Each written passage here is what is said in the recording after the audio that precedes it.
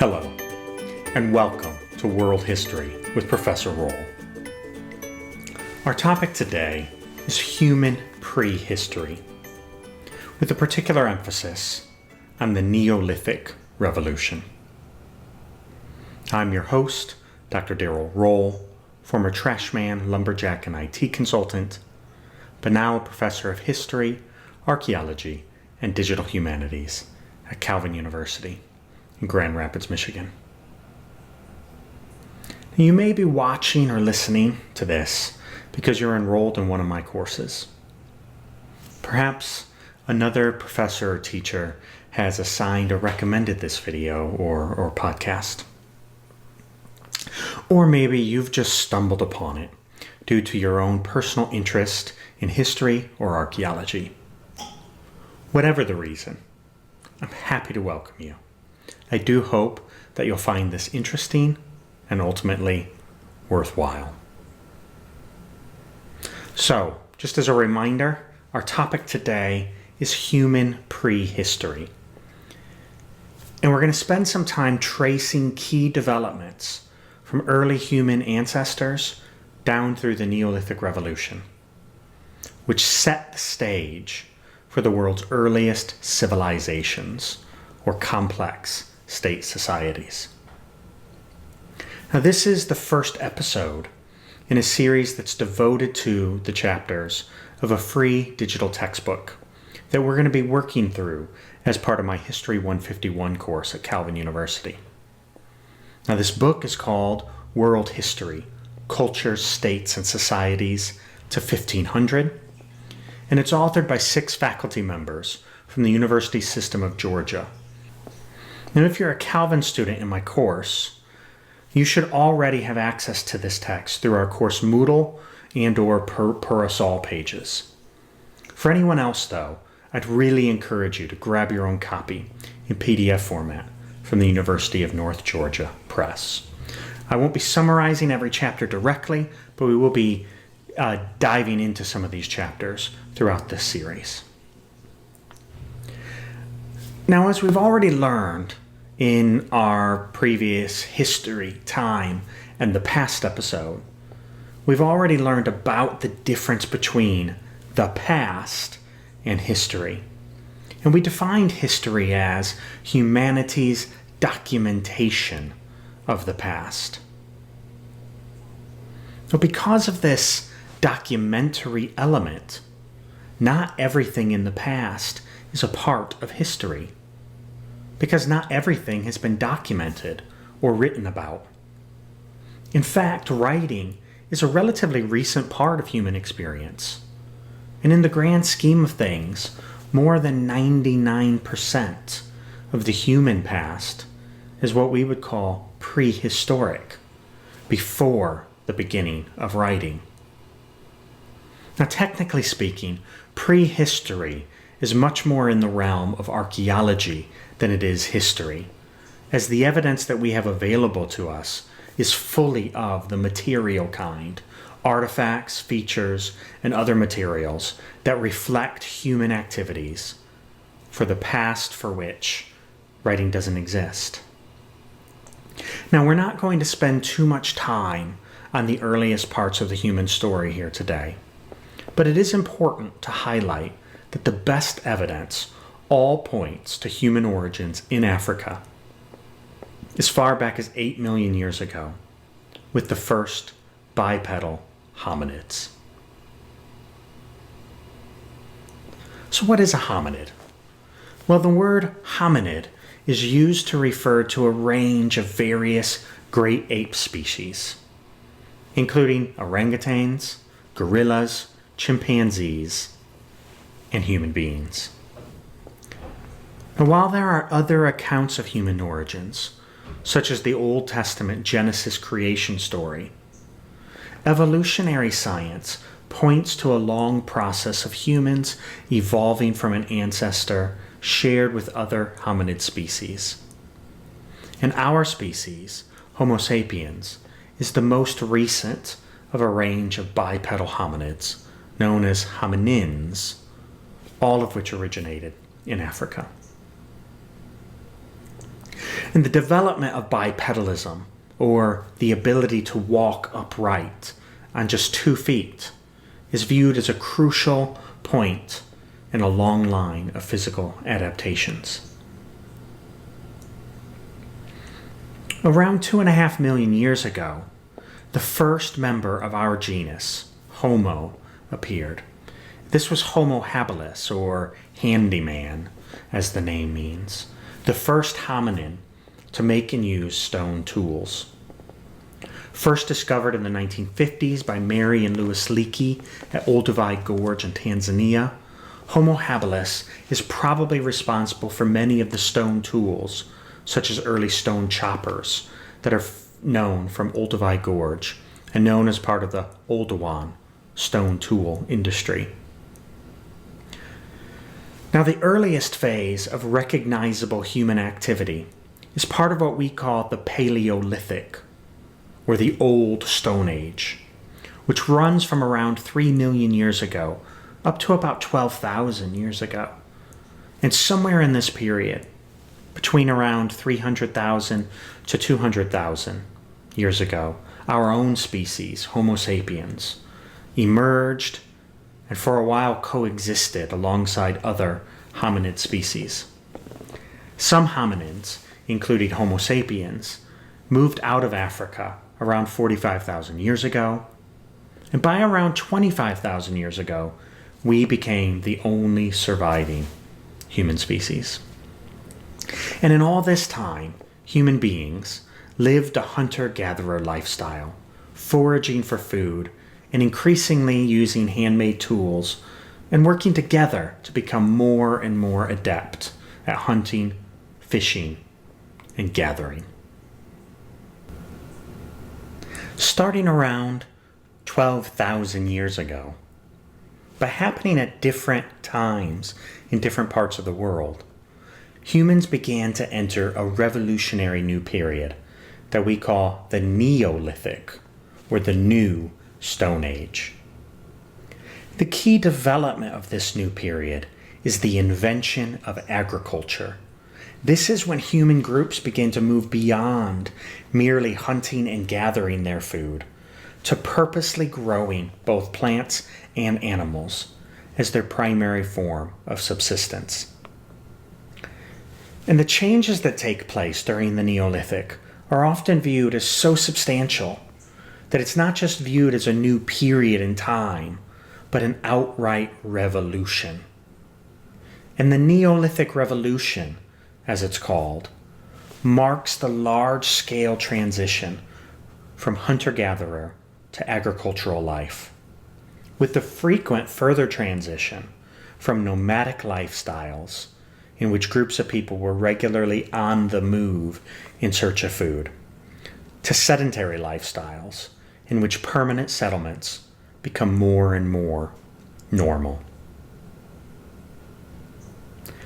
Some of the first places where we can observe the results of the Neolithic Revolution are in what we might call the Near East today, stretching from southern Palestine all the way up to northern Mesopotamia, what is often called the Fertile Crescent.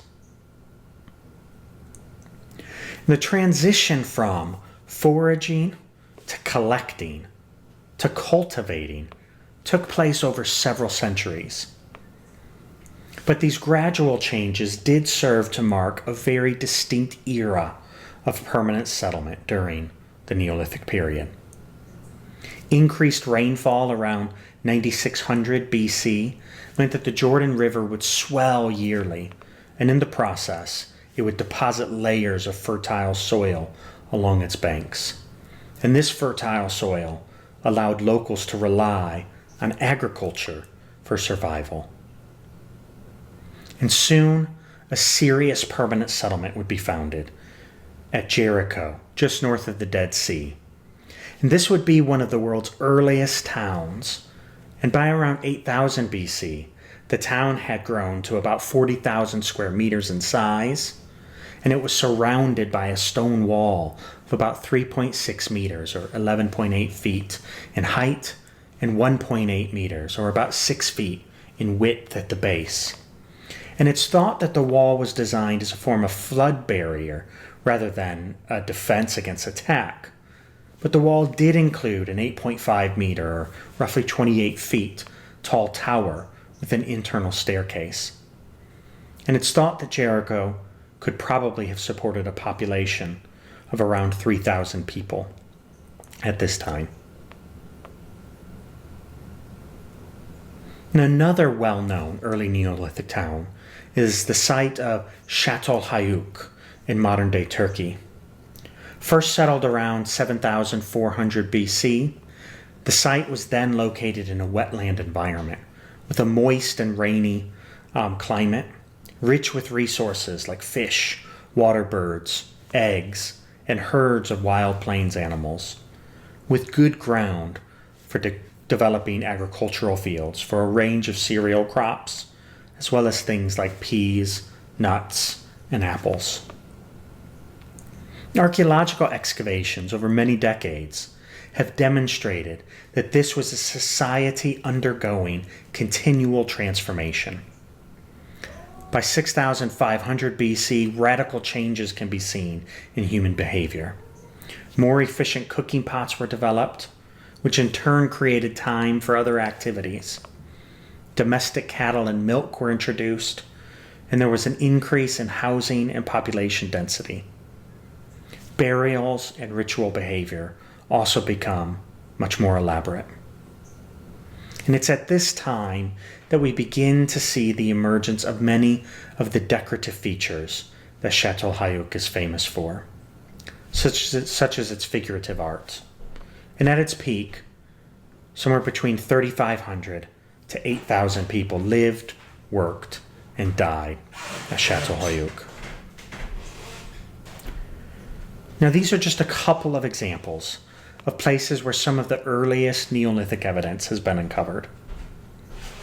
As I've already mentioned, though, because agriculture developed at different times in different regions of the world, there is no single date for the beginning of the Neolithic period.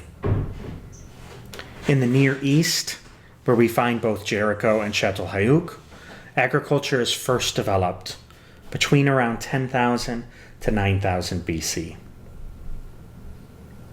In Southeast Europe, this happens around 7,000 BC, but only around 5,500 BC in Central Europe and 4,000 BC in Northern Europe. While in East Asia, the Neolithic goes from around 6,000 to 2,000 BC.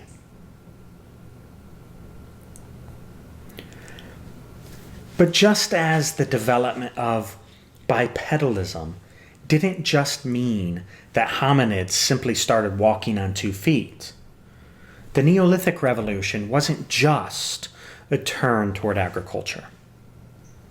Instead, this transition seems to be part of a relatively rapid chain reaction that ushers in a wide range of transformational changes in human behavior and human societies.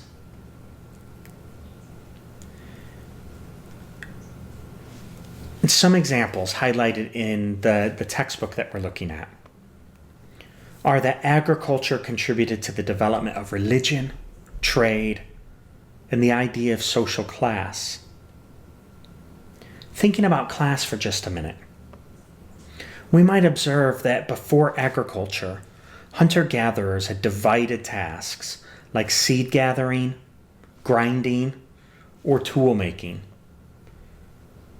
and that the intensive and specialized labor requirements of agricultural products such as irrigation, plowing, and terracing couldn't really be met through the simple task divisions that seem to have worked in many Paleolithic hunter-gathering societies.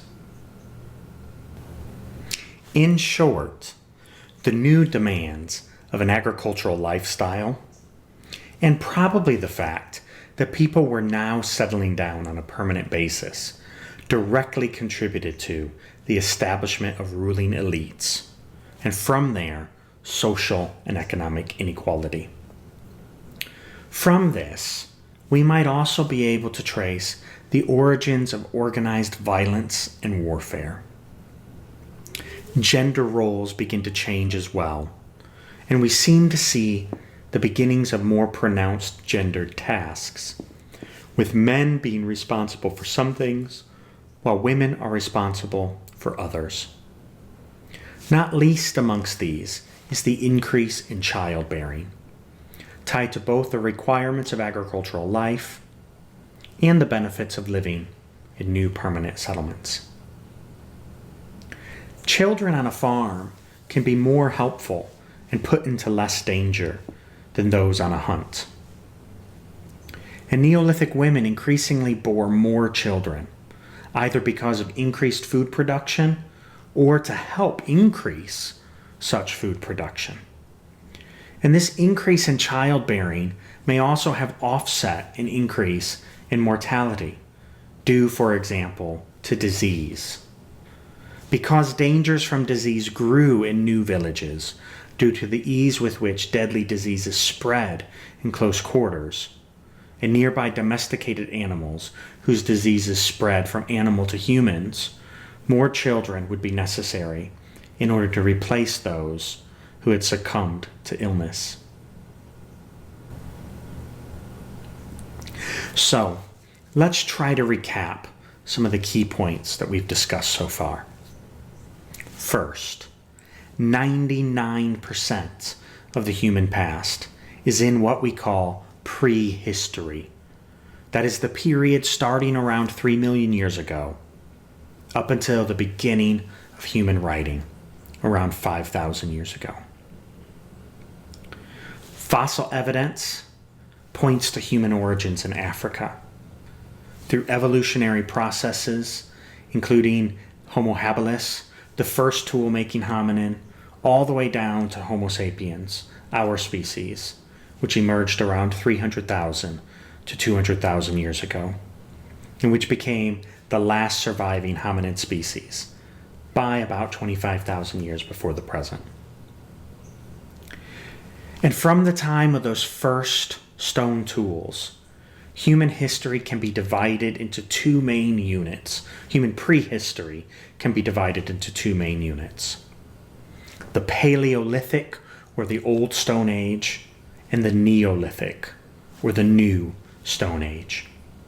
Perhaps the most important difference between the Paleolithic and the Neolithic is that Paleolithic humans lived largely nomadic hunter-gatherer lifestyles, while the Neolithic appears with the development of agriculture, in which humans begin to purposely grow crops and animals, and often begin to settle down into permanent settlements.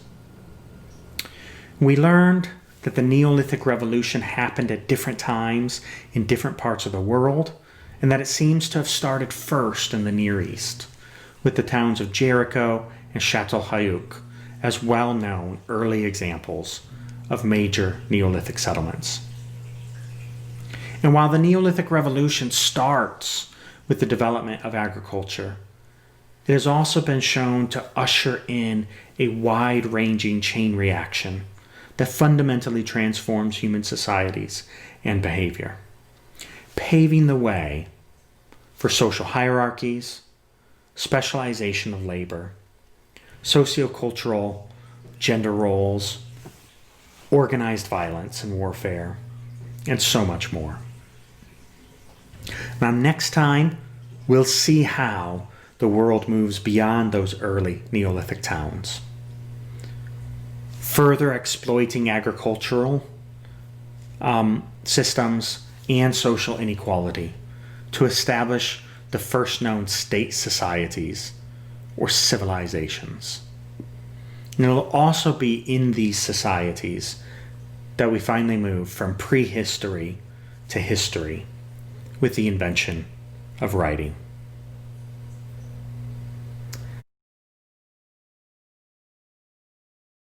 Now, that's all we have time for today. Thank you so much for watching or listening. I hope that you found this useful.